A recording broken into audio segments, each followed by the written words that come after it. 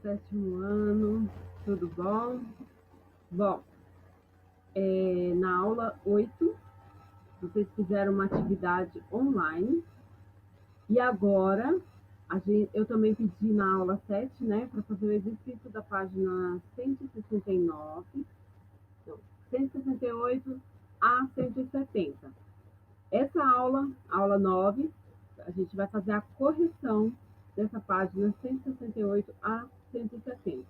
Sou a professora Rose, aula de língua portuguesa. Então, vamos começar. Bom, aqui está pedindo assim, para você responder as questões, buscar exatidão e precisão para garantir o que você entendeu, o que estudou. Lembrando que esse exercício é sobre os tipos de sujeito. Só para recapitular, existem 5 tipos de sujeito. Sujeito simples, quando tem um núcleo. Sujeito composto, quando tem mais de um núcleo. Sujeito oculto, desencial ou elíptico, que é o mesmo, né? Ele não aparece na oração, mas você consegue identificá-lo pela desinência do verbo. Sujeito indeterminado, ele existe, mas eu não consigo determiná-lo. E oração sem sujeito, é aquele que não possui sujeito, é o sujeito inexistente. Bom, aqui tem 5 manchetes, leia as manchetes abaixo e verifique quais delas podem ser classificadas como oração sem sujeito. Então, a primeira manchete, chove forte na região de Salvador. A segunda, Brasil 2018, precisa-se de humanos. Terceira, pressão política. A crise financeira deixam projeto. Não, pressão política e crise financeira deixam projeto Flux-Amorim ameaçado. 4. ABL faz homenagem a Guimarães Rosa. E a 5. Chuva de meteoros decepciona na América do Norte. Letra A. Classifique os sujeitos das demais orações. Em seguida, explique o porquê de cada classificação. Então, o sujeito da primeira oração é a manchete. Da segunda, sujeito indeterminado, porque não se pode ou não se quer defini-lo. Foi formado pelo verbo na terceira pessoa do singular mais o se. Olha lá.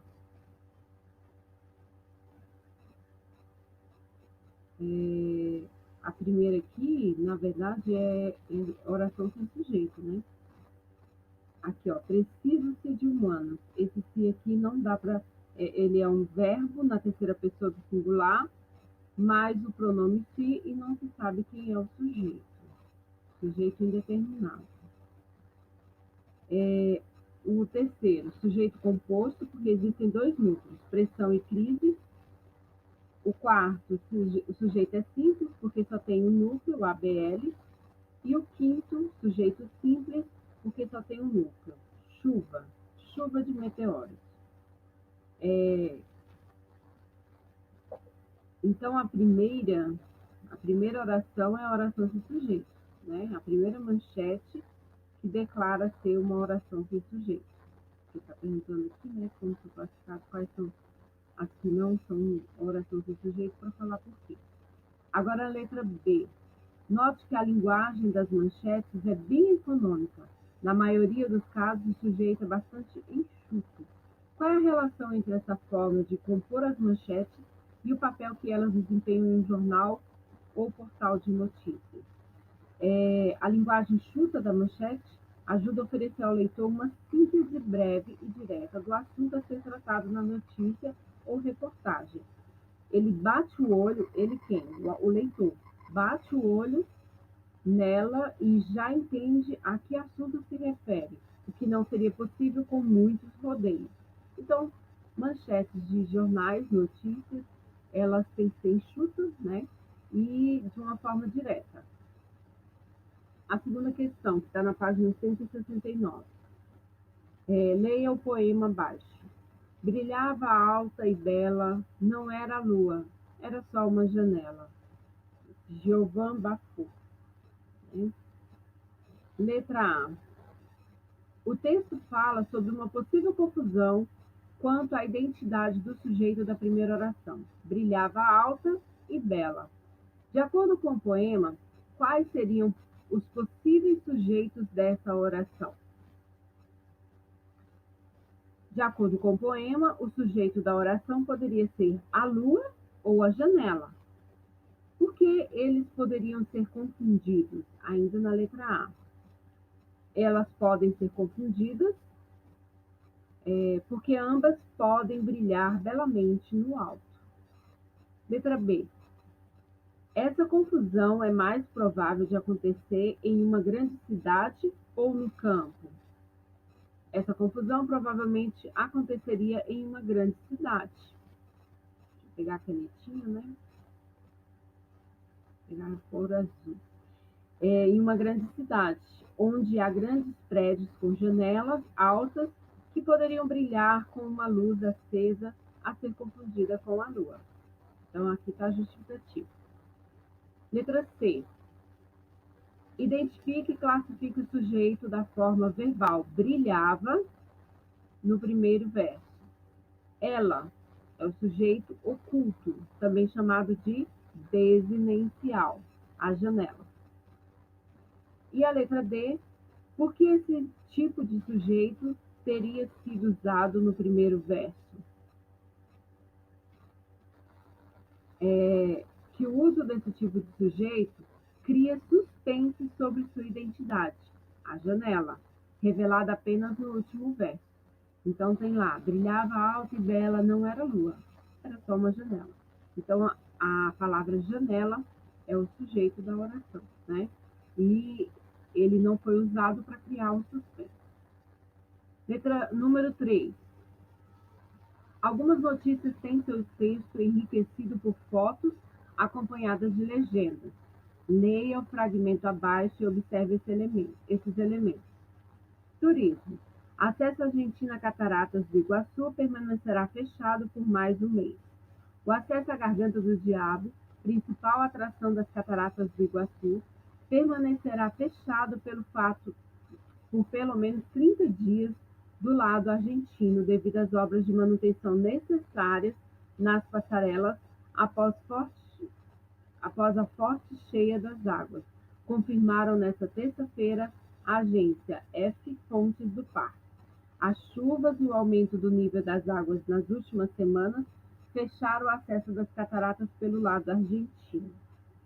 Então, letra A. Observe as informações próximas ao título da notícia. Por que ela foi publicada na seção de turismo do jornal? Porque as cataratas do Iguaçu são um importante ponto turístico. O fato de a Garganta do Diabo, sua principal atração, estar com acesso fechado pelo lado argentino é relevante para quem pensa em visitar a região. Letra B. A foto contribui para deixar essa notícia mais informativa? A foto. E por quê? Então, a letra B, sim, porque dá ideia clara de como ficaram as cataratas depois das cheias a que a notícia se refere. O leitor pode observar que as passarelas estão cobertas de água, o que justifica a interdição. Letra C. Observe novamente a foto que acompanha a notícia. Crie para ela duas novas opções de legenda com as seguintes estruturas. Uma frase com uma oração sem sujeito, uma frase com oração com sujeito e uma frase com oração sem sujeito. Então, aqui, ó, as chuvas e o aumento do nível das águas nas últimas semanas fecharam o acesso das cataratas pelo lado argentino. A resposta é pessoal, mas você pode colocar excesso de água excesso de águas nas últimas semanas fecham o acesso das cataratas pelo lado argentino. Uma oração, um exemplo de uma oração sem sujeito para essa imagem. Choveu muito forte na Argentina. É uma oração sem sujeito.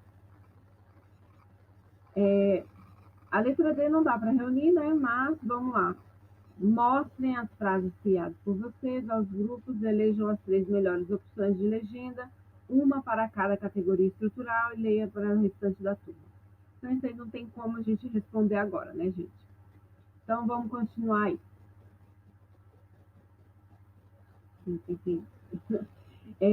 Tem a tirinha do Calvin, que eu adoro o Calvin é muito divertido.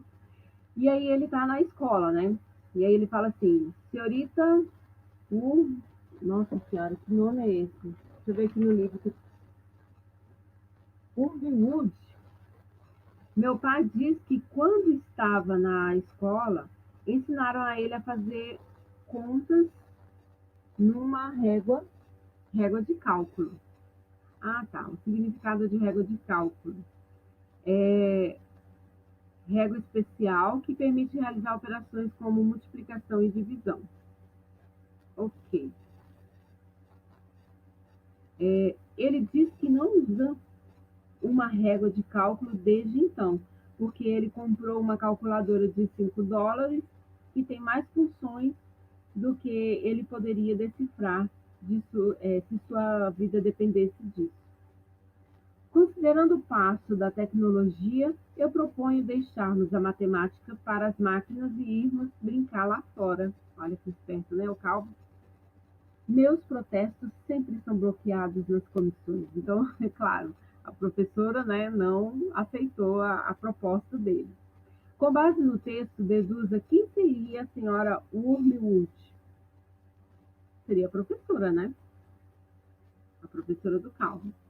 Qual teria sido a resposta da senhora Wormwood à proposta que Calvin faz no terceiro quadro?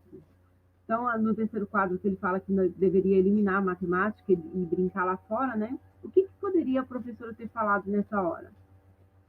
Uma resposta negativa. Ela falou, não concordo com a ideia, Calvin. E aí, as outras crianças deixarem a matemática para as máquinas e irem brincar lá fora, ela não concordou com essa ideia. E justifica a resposta. Podemos deduzir isso por causa da expressão fisionômica desanimada e da fala queixosa de Calvin no último quadro. A letra C. Em que argumento Calvin sustentava sua proposta? A resposta da letra C. No argumento de que a tecnologia evoluiu, aparentemente, a atividade da aula de Calvin seria uma régua de cálculo. Ele argumenta que hoje é tão barato comprar calculadoras que o estudo da matemática e, por consequência, também o uso da régua de cálculo, na opinião dele, tornou-se dispensável. Letra D. Localize no primeiro quadrinho e copie no caderno uma oração com um sujeito indeterminado. Em seguida, explique por que, nesse caso, optou-se por indeterminado sujeito. Então, a resposta da letra D, ensinaram a ele fazer contas numa régua de cálculo, porque não era importante revelá-lo. Quem ensinou? Não sei, o professor, o pai, alguém ensinou, né? O pai do Calvin a fazer as contas na régua de cálculo. E por que não foi, não mostrou o sujeito? Porque era irrelevante, né? Não é importante. E a letra E. No terceiro quadrinho, há 2 verbos cujo sujeito é oculto. Quais são eles e qual é o sujeito? A qual ou quais pessoas, esse sujeito se refere na tira. É deixarmos e irmos. O sujeito é nós, refere-se a Calvin, seus colegas e possivelmente a professora também. Agora, número 5. Leia a oração abaixo. Choveram críticas à performance do músico no show de ontem. Letra A. Qual o sentido da forma verbal choveram nessa frase? É um sentido equivalente a foram feitas muitas críticas, né? Letra B. Geralmente o verbo chover aparece em orações sem sujeito. Por que neste caso ele foi flexionado? Como assim flexionado? Ele está no plural. Quando a oração está sem sujeito, não fala sempre que está na terceira pessoa do singular? Choveu, nevou, trovejou. Então, por que aqui o verbo chover está na terceira pessoa do plural? O verbo foi flexionado porque, neste caso, existe um sujeito com o qual ele concorda. Qual a função sintática da palavra críticas na oração? A função sintática cumpre a função de sujeito da oração. Choveram críticas à performance do músico no show de ontem. Então, críticas é o sujeito, ok? Então, agora a gente termina a nossa correção e vamos para a próxima aula, né? O próximo conteúdo, ok? Até mais!